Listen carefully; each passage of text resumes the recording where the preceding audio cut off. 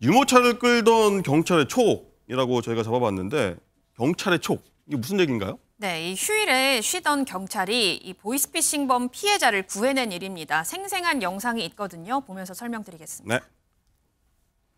네, 지난 10월 저녁 6시쯤인데요. 경기 화성시 한 아파트 단지 앞 편의점입니다. 검은 옷을 입은 남성이 온라인에서 현금처럼 쓸 수 있는 기프트카드 50만 원어치를 구매를 했어요. 자, 이후에 편의점을 나가서 또 다른 편의점에 가서 또 대량으로 기프트카드를 구매를 합니다. 자, 그런데 유모차를 끌고 있던 한 남성이 말을 걸기 시작하죠. 또 손가락질도 하고요. 사실은 이렇습니다. 자신이 경찰인데 당신이 지금 사기에 연루된 것 같다. 이렇게 말을 합니다. 마침 이 검은 옷을 입은 학생이 누군가 통화 중이었는데요. 이 경찰이 휴대전화까지 건네받아서 통화를 이어갔습니다. 이 전화를 받는 사람이 바뀌자 상대방은 황급히 전화를 끊었는데 알고 보니 이 검은 옷을 입은 학생, 검사를 사칭한 보이스피싱 범죄 피해자였습니다. 이미 보이스피싱 조직에 150만 원어치 기프트카드를 보냈고 추가로 200만 원을 더 보내려 했는데 이 수원 남부서 소속 유창욱 경사가 이걸 막아낸 겁니다. 불행 중 다행이네요. 200만 원을 좀 다행히 안 보냈으니까. 자, 당시 상황을요 말씀해 주신 이 당사자입니다. 유창욱 경사가 직접 얘기했는데 어떤 얘기했는지 한번 목소리 듣고 오겠습니다. 애기랑 저녁거리 뭐 사러 가려고 있었거든요. 근데 이 벤치에 앉아가서 어떤 학생이 여러 장 카드를 만지작 거리더라고요. 그거 보고 조금 그냥 이상하다 생각은 했어요. 물건을 사고 나오는데 그 학생이랑 또 마주쳤어요. 들어가길래 봤는데 구매하려고 막 보더라고요. 그래가지고 이제 이거 혹시 이거 왜 사는 거냐 물어봤더니 뭐 검사가 뭐 사라고 다고 하는 거예요. 저한테 그 통화 중이라고 얘기를 하더라고요. 그래서 나 바꿔달라고 그래가지고 받아서 이렇게 하려고 했는데 이제 끊어버리더라고요.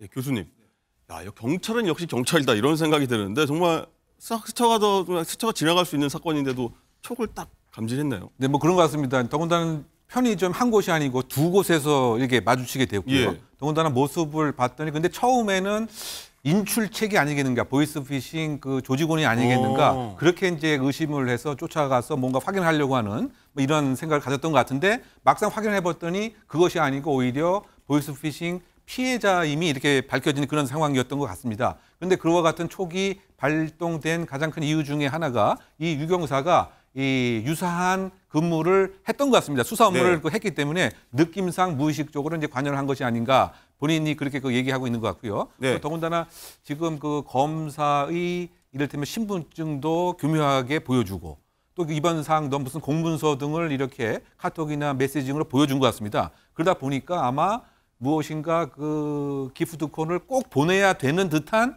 이런 또 뉘앙스의 이 피해자 학생이 그야말로 바로 속는 그 순간에 이 유경사가 전화를 이제 낚아채서 무엇인가 대화를 하니까 딱 끊어버리게 된 거죠. 요약하게 되면 역시 그 수사 경험이 있었던 더군다나 그 유모차를 이렇게 밀고 가는 상황에서도 무의식적으로 범죄 현장에 관여한 것이 아닌가 이런 생각이 듭니다. 이 교수님 잘 설명해 주셨는데요. 유경사가 그 관련해서 설명을 더 추가를 한 게 있는데 그거 한번 듣고 오겠습니다.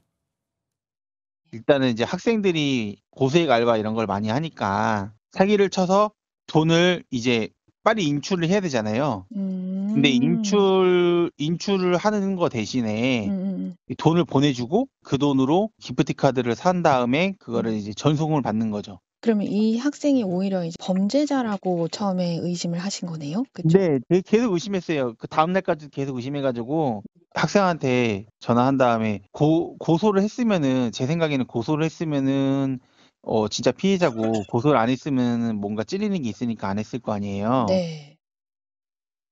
저희 장가 기자가 방송 들어오기 전에 통화한 내용입니다. 네. 되게 생생하게 들리네요. 박상희 교수님, 일단은 학생한테 200만 원이 굉장히 큰 돈 아닙니까? 네. 이 돈 어디서 났길래 이렇게 무턱대고 송금하려고 했는지. 네, 그렇습니다. 이 학생 돈이 많아서 이렇게 송금한 게 아니고요. 사실 이 돈 장학금으로 받은 돈이라고 장학금. 합니다. 네, 그러니까 너무나 절실한 돈이죠. 그런데 사실 이제 이 보이스피싱에 왜 당하느냐라고 얘기를 요즘은 많은 분들은 하시지 않아요. 왜냐하면 주변에 너무 많이 당하고 남녀노소, 뭐 학벌이나 뭐 직업이나 상관이 없이 많이 당하기 때문에 그런데요. 이 학생 같은 경우에는 예를 들어서 이 지금 상황이 조금 더 뭐 의논할 사람도 없거나 만약 외롭거나 경제적인 어려움이 있거나 좀 불안하거나 이러면은 이제 좀 의존적인 부정적이거나 그럼 더 이런 결정을 잘못할 수 있고 게다가 이번 이 보이스피싱 사례를 보면 검사를 사칭한 사례잖아요. 네. 그런 검사들은 뭔가 굉장히 고압적으로 얘기하고 뭔가 굉장히 명령적으로 얘기하고 다른 생각을 할 수 없을 정도로 휘어잡을 수도 있고 보안이 너무 중요하니까 절대 옆에 얘기하면 안 된다. 혼자 있느냐 뭐 이런 걸 물어봤을 네. 수도 있어요.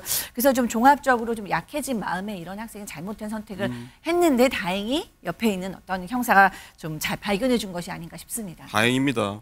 이건 변호사님, 일단 이런 편의점에서 기프트 카드 구매한 다음에 뭐 현금에 하는 이런 사칭 방식이 좀 보이스피싱 사례가 좀 요즘 좀 극성이라고 하더라고요. 맞습니다. 이 기프트 카드가요. 이 코드 번호만 있으면 온라인상에서 쉽게 현금화가 가능합니다. 따라서 요즘에 보이스피싱이라고 다 계좌이체 보내라고 요구하는 것이 아니라 이 기프트 카드를 구매해서 이 핀 번호를 보내라 하는 방식을 많이 취하고 있으니까 시청자분들도 이런 식의 보이스피싱 성행하고 있다 꼭 기억하셔야 네. 되고요. 심지어는 이제 이런 수법이 많다고 또 알려지니까 어떻게까지 하냐면은 편의점 직원을 속입니다. 이 보이스피싱범들이 편의점 들어가서 나 구글사 직원인데 우리 재고량을 확인해야 되니까 코드 번호를 좀 알려달라 라면서 코드 번호를 편취해서 그걸 또 현금화하기도 하고 정말 이런 식의 기프트 카드를 활용한 범죄가 악용되고 있고 성행하고 있다 꼭 기억하셔야 됩니다. 알겠습니다. 저희가 보이스피싱 사건 때마다 강조한 내용이 있습니다. 의심하고 전화 끊고 확인하고 이 쓰리고 명심하시기 바랍니다.